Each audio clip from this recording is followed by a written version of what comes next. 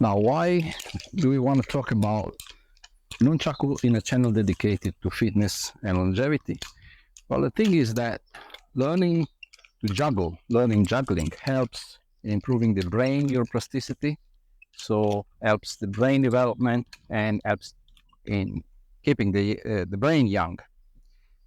So if this happens with juggling, I'm pretty sure it happens as well with the Nunchaku flow, which is quite similar to juggling indeed.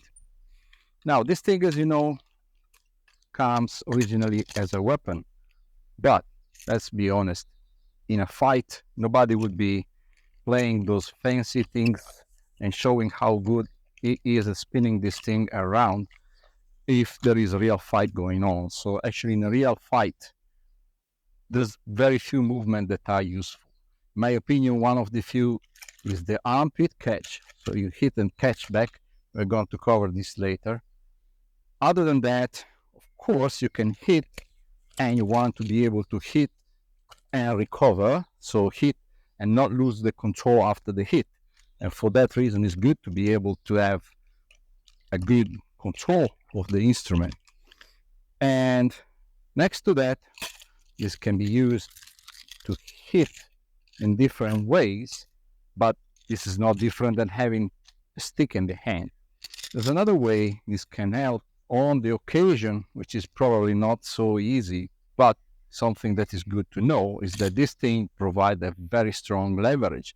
So on the occasion, if this is a neck of the enemy or a limb, if I have the chance to do this, then you can guess that this can be quite a strong weapon in this way. But it's not that easy to come to the point of having to do that.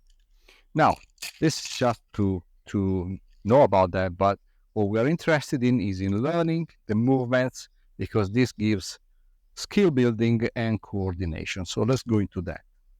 So the first move that we want to learn is the one I've just shown a moment ago. Actually, first, some preliminary movement. I need to be able to rotate this thing and having maximum control of that.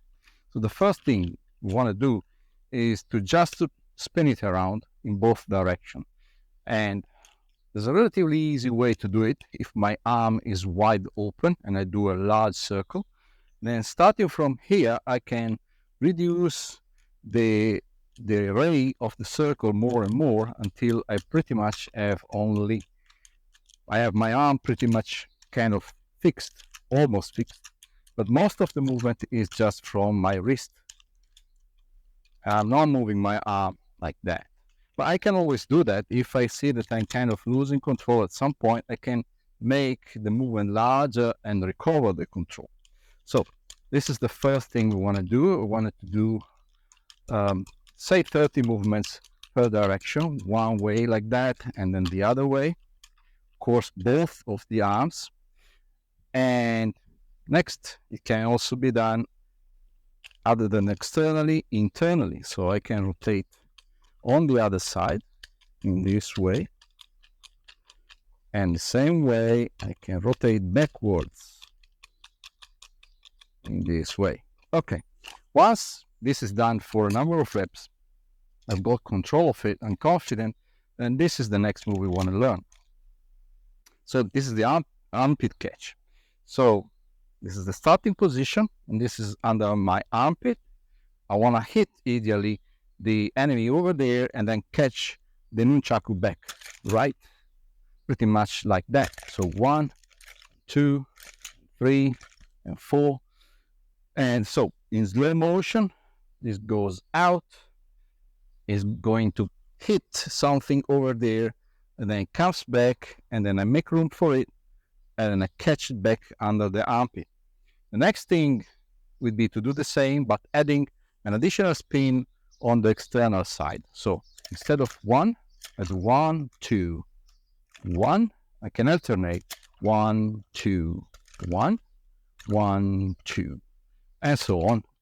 And this should be done for, I would say, 20 reps.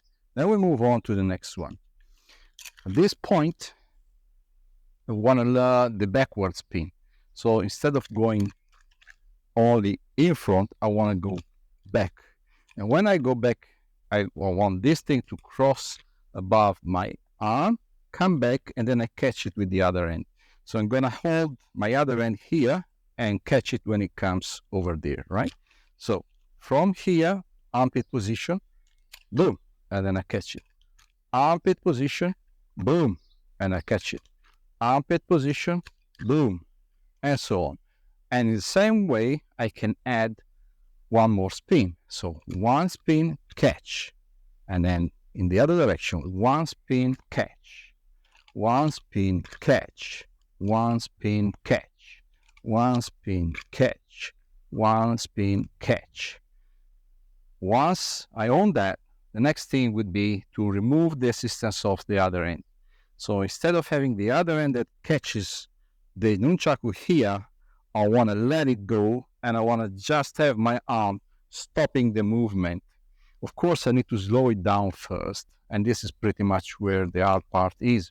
So I want to rotate it, and then instead of having my hand here, there will be only my arm. Rotate, boom, here it is. My arm is going to stop it, and in the same way here, I can lock it under my armpit, but I can also let it go, let it bounce and come back.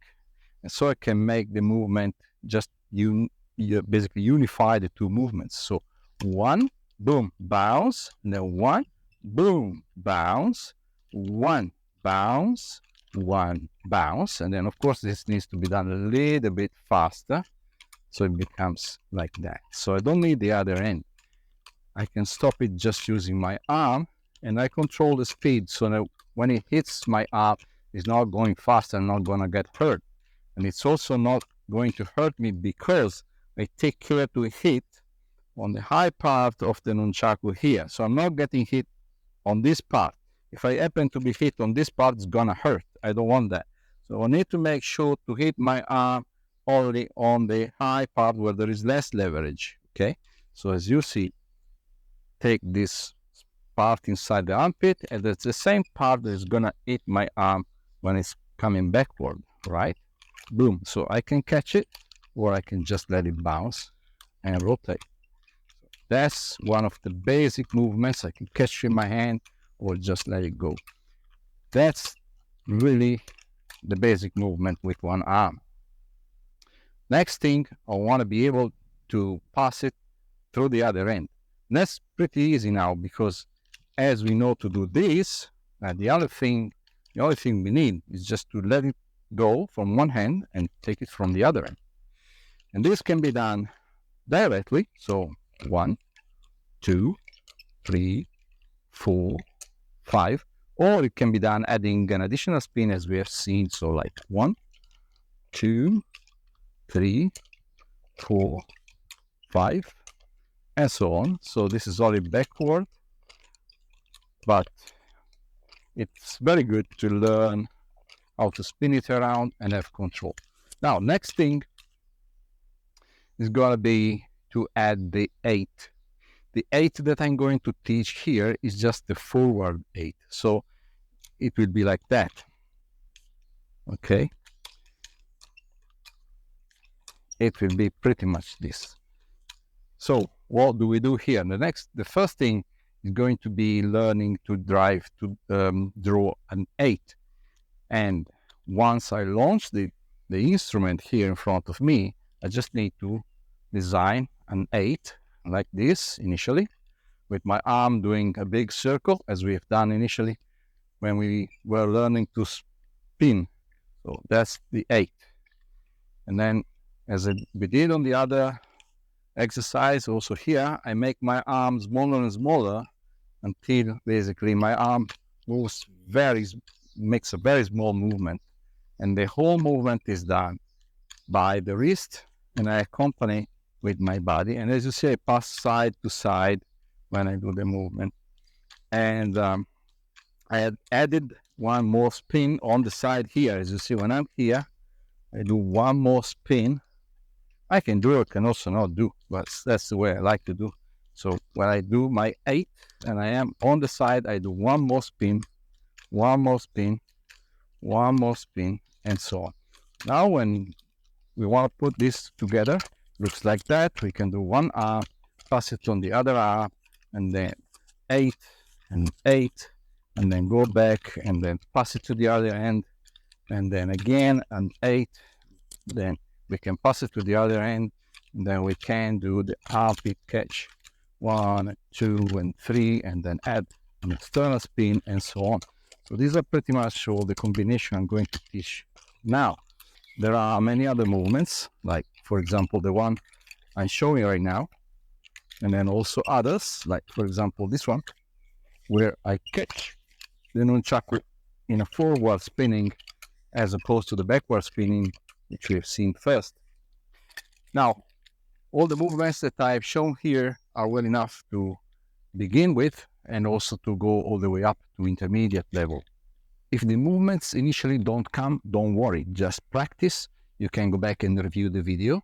And in any case, remember that the most important thing is the learning process as opposed to the results itself, because it is in the training process that we learn new movements and we stimulate the neuroplasticity of the brain and we train the nervous system.